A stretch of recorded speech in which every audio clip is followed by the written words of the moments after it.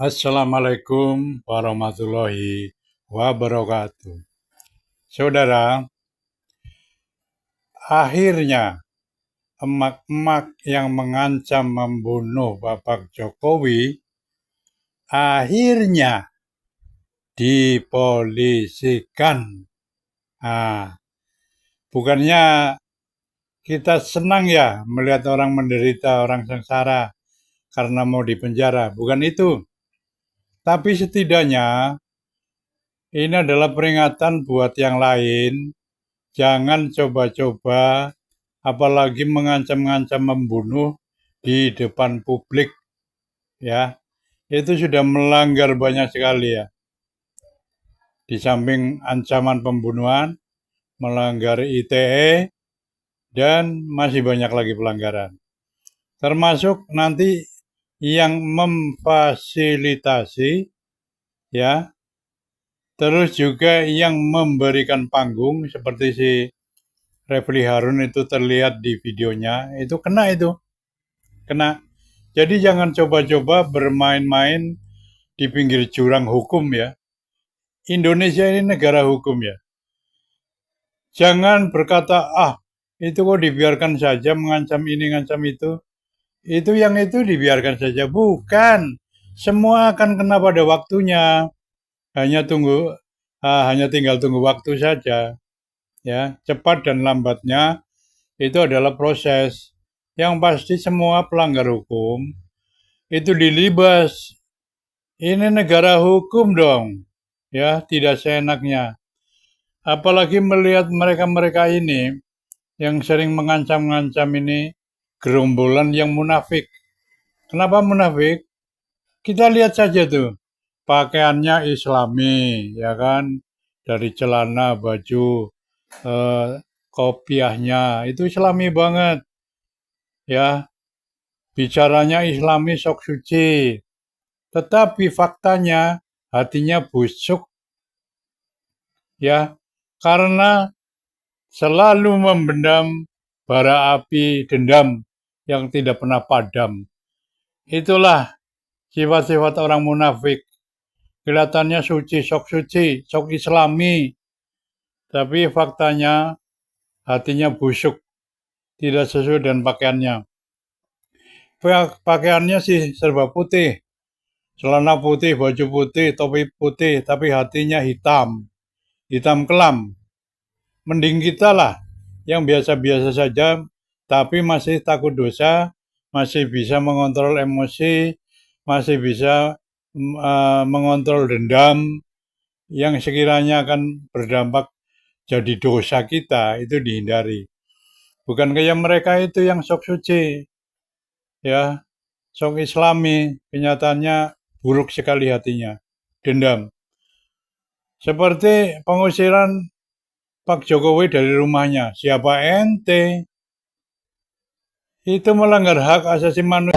Alhamdulillah akhirnya nenek tua ini ada yang melaporkan. Kenapa? Karena ucapannya sangat luar biasa mengerikan. Bunuh Jokowi itu gimana itu?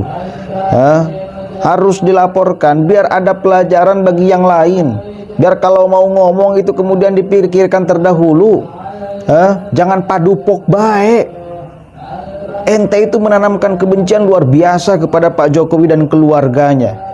Mendapatkan doktrin dari siapa ente? Biar jadi pelajaran kepada yang lain. Karena saya lihat-lihat yang dari kemarin yang aksi itu luar biasa kalimat-kalimat yang keluarnya. Bahkan ada kalimat usir keluarga Pak Jokowi. Gimana itu ceritanya coba? Mau bagaimanapun beliau adalah mantan presiden. Bagi pandangan mayoritas masyarakat Nusantara, masyarakat Indonesia, itu fakta. Dibuktikan dengan jelas kemarin Pilpres lawis. Keberpihakan beliau kepada siapa, menang siapa.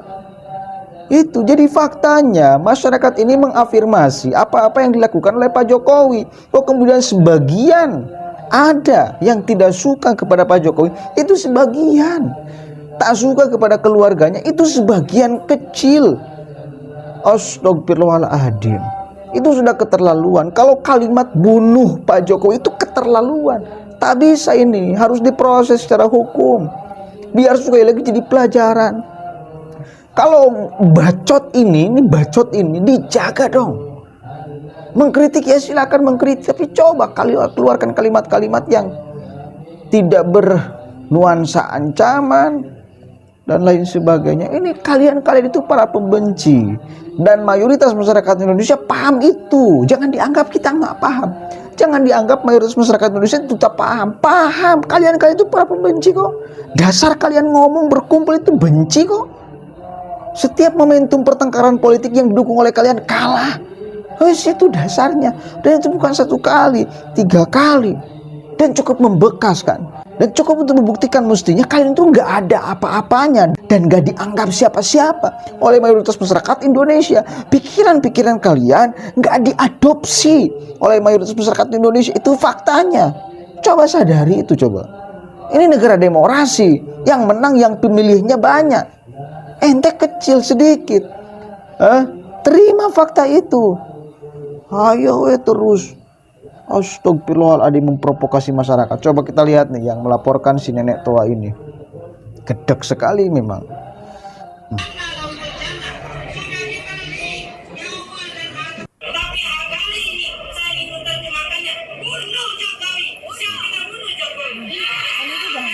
Iya, udah ancaman ya.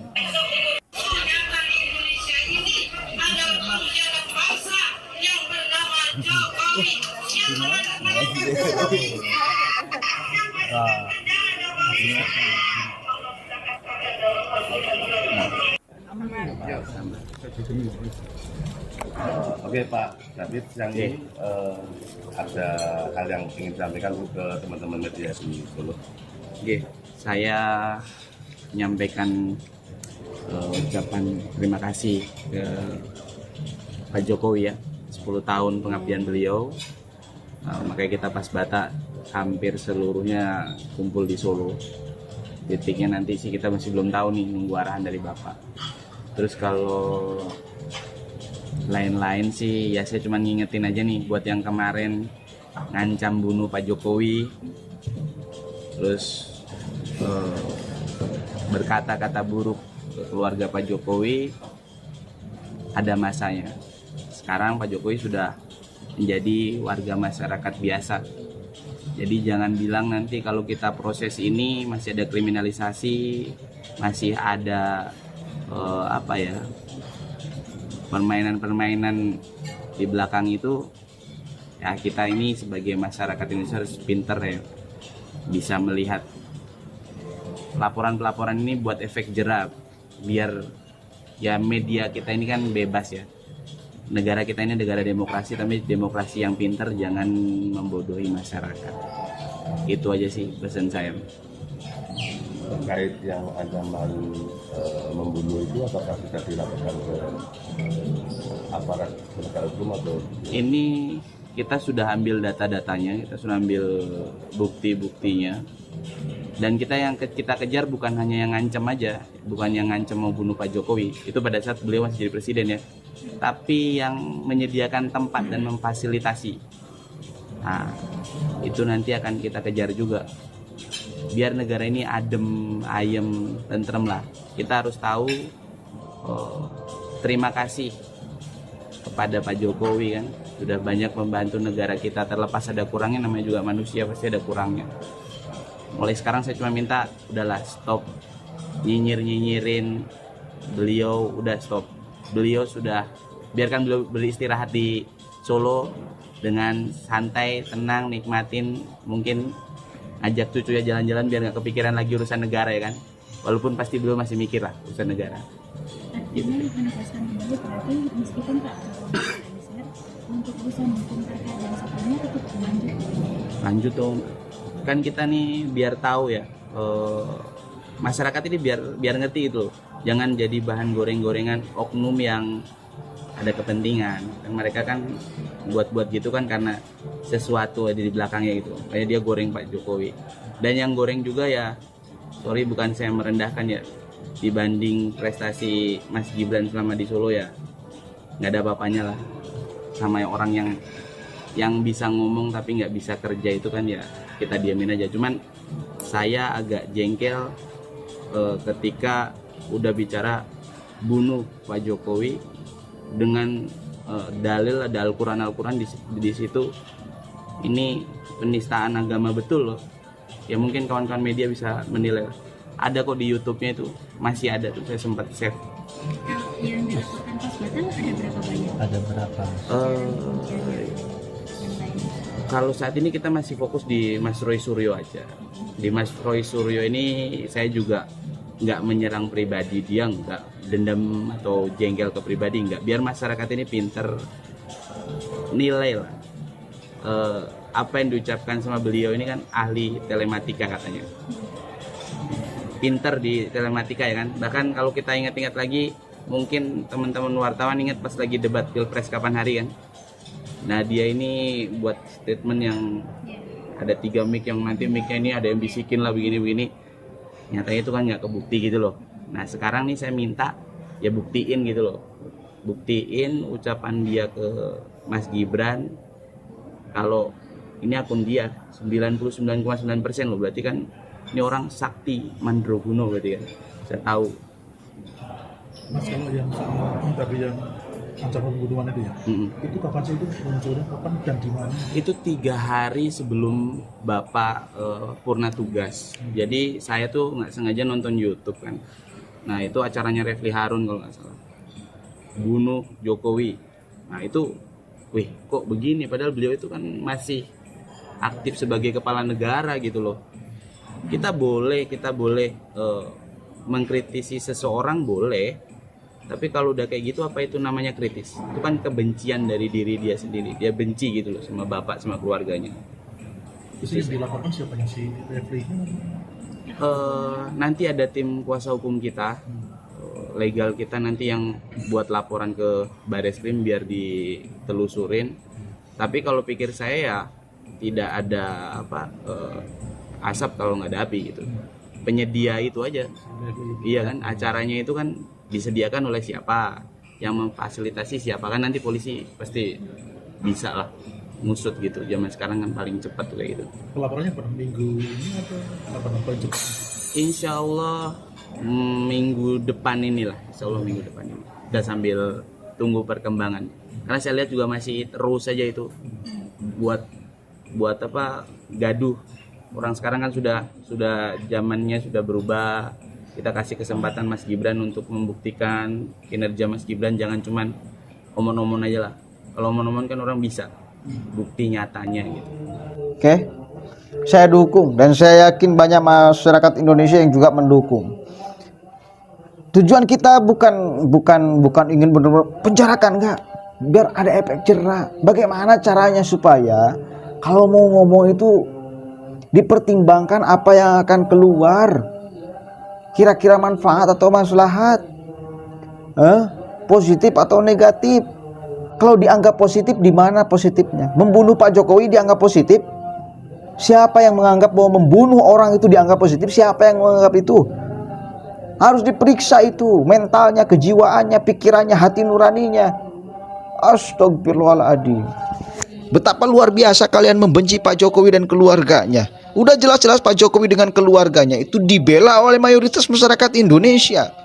Karena sudah membuktikan banyak terhadap Nusantara ini, terhadap Indonesia ini. Sekali lagi ada sebagian kecil yang tak suka. Itu pun sentimennya itu adalah sentimen kebencian, sentimen politik. Udah jujur aja, kita nggak bodoh-bodoh amat kok sebagai masyarakat. Bisa menilai kalian itu bergerak atas dasar apa? Apakah idealisme? Enggak. Tai kucing, idealisme dari mana? Politik itu. Maka yang keluar itu narasi-narasi kebencian, bukan kritik yang membangun.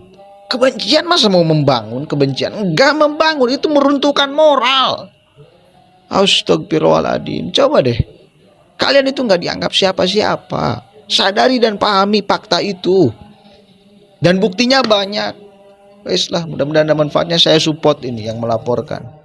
Pengen tahu juga itu nenek. Karena bukan satu kali loh si nenek itu. Kalau satu kali mungkin saya udah nggak kasihan. Itu setiap momentum itu kemarin juga turun si mama ini dan gila-gilaan kalimat-kalimatnya. Sang anak kalau mau mengutip ayat Al-Quran sesuai dengan versi pikirannya. Itu bukan satu kali, banyak. Seolah-olah kemudian Al-Quran menghendaki memang kalimatnya seperti apa yang disampaikan oleh si nenek. Enggak. Jangan sampai kemudian disamakan antara teks Al-Quran dan tafsir orang tentang Al-Quran, itu beda, saudara. Ya, yang di lah, mudah-mudahan ada manfaatnya dan mudah-mudahan mereka pada sadar. Assalamualaikum warahmatullahi wabarakatuh.